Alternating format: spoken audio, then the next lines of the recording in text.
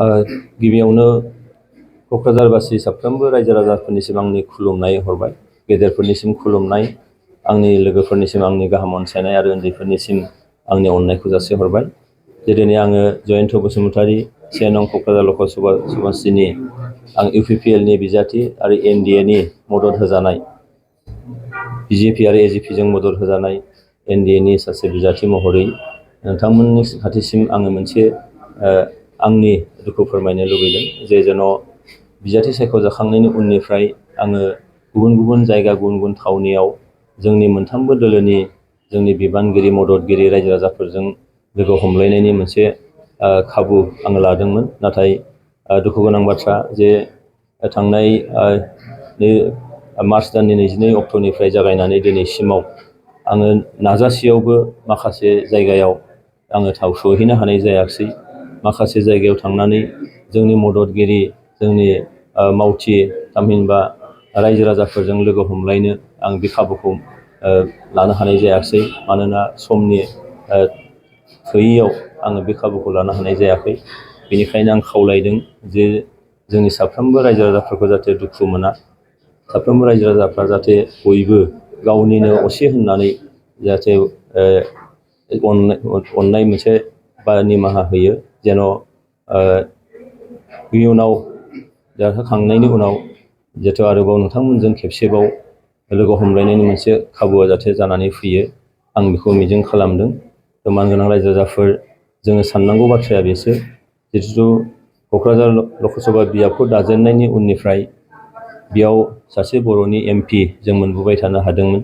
जोंनिनो थांनानै थानायनि थाखाय थामोनथा सिनायथि रैखाथिनि थाखाय दिल्ली दरबाराव थांनानै खोथा बुंनो हादोंमोन, खामानि मावनो हादोंमोन। नाथाय थांनाय 10 बोसोराव जोंनि नैबे ओनसोलनिफ्राय MP खौ सेना लांनानै जोंनि थामोनथा सिनायथि रैखाथिनि थाखाय हाबा मावनाय, खामानि मावनाया मोनसे आन्थोर जनाय बायदि जादोंमोन।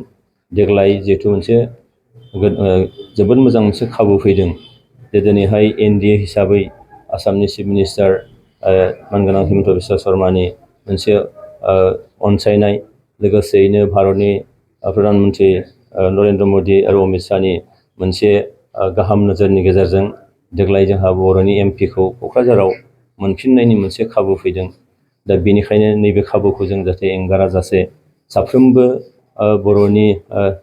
बर'खौ मोजां मोनग्रा, हारिखौ मोजां मोनग्रा, हारि अनसायग्रा रायजो राजा आरो क'क्राझाराव बर'नि MP देरहाजानो लुबैग्रा साफ्रोमबो रायजो राजाफोरनिसिम आंनि खावलायनाय, जेन' जों बयबो हारि, धोरोम आरो बोरोन सायख'आजासे जों जेन' एबाराव देरहानायनि सार्थ'आव आंनि फारसे ट्रेक्टरनि सावगारियाव भट होनानै गावनि बेसेन गोसा भटजों लोगोसे न'खरनि बाय बाहागि खुरमा गुस्थि जाथि बंस' लोगो दिगि बयखौबो जाहाथे खावलायो जेन' जोङो फैबाय थानाय समाव जोंनि थानाय माखासे आद्रा खामानिफोर, बिटिआर सुक्तिनि माखासे दफाफ्रा जोंहा मावबावनांगौ थाबाय। बेजों लोगोसेयैनो आरोबाव माखासे दिनैहाय जोंनि क'क्राझार बा जोंनि हारिनि थाखाय जिखिनि खामानि मावनांगौ दङ, थाबावनाय आद्रा खामानिफोर, बेखौ जोंहा दिल्ली दरबाराव थांनानै मावहैनांगौनि मोनसे गोनां जानानै फैदों। दा बेखायनो बे खाबुखौ जोंनि बर' रायजो राजाफ्रा जाहाथे होयो, आंहा फोथायनाय दङ साफ्रोमबो रायजो राजाफ्रा जेनेबा दोलो सायख'आजासे बिथांमोनहा भट खालामगोन बा गावनि बेसेन गोसा भटखौ होगोन। आरो बेखिनियावनो खाबु मोननानै आं बेखौ साबायखर होनो सानदों जे दिनैहाय आंखौ देरहाहोनायनि थाखाय दिनैहाय गोबां माहारियारि आफादफोर, दोलो संगठनफ्रा मदद खालामदों। दिनै UPPL खौ ट्रेक्टरनि सावगारियाव भट होनो थाखाय बिथांमोनहा खावलायदों। दा बेखायनो बयखौबो आङो गोसो गोरबोनिफ्राय आंनि खुलुमनाय सिबिनाय हरदों। आरो एबाराव जाहाथे जोङो बयबो गाव गावनि भटखौ जाहाथे नस्थ' खालामाजासे बयबो जाहाथे ट्रेक्टरनि सावगारियाव भट होनानै फैबाय थानाय समाव क'क्राझार ओनसोल बियाबनि मोजाङै दाफामनायनि थाखाय हाबा मावनांगौ। जोंहा बे ओनसोलाव गोजोन खौसेथि आरो रैखाथिखौ गोजोर खालामनांगौ। जोंनि गेजेराव बिदा फंबाय सानलायनायखौ जाहाथे गोजोर खालामनानै जोङो नैबे ओनसोलाव मोजां मोनसे खुंथाय, मोजां मोनसे जौगाथाय जाहाथे जों लाबोनो हायो। बे गासैबोनि सार्थ'आवनो जाहाथे नोंथांमोनहा गाव गावनि बेसेन गोसा भटखौ ट्रेक्टरनि सावगारियाव होनानै आंखौ देरहाहोयो आरो दिल्ली दरबाराव थांनानै जोंनि हारिजों लोगोसे बे ओनसोलनि फारफ्रोम बिथिं जौगानायनि थाखाय खामानि मावनो खाबु होयो। बेखिनिखौनो आङो खावलायनानै बयनिसिम आं खुलुमनाय हरबाय। गोजोनथाव खौरां, 100 राङावनो सोलायहोनो हागौ नोंथांनि लाइफस्टाइल। रंजालि बैसागु फोरबोजों लोब्बा लाखिनानै नोंथांमोननि थाखाय लाखि गिफ्ट कुपन एबा खाफाल आनजाद नायनाय लानानै फैदों।